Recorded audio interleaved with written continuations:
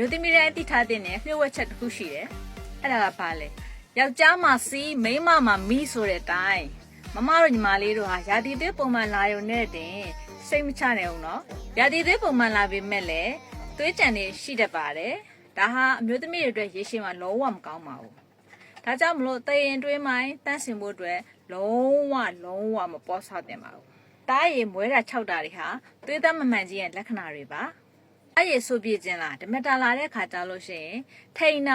နာကြံတာလုံးဝမရှိဘဲနဲ့ဖော်ဖော်တီတီဆင်းခြင်းလား C1 သွေးလေဤလွေးထွေ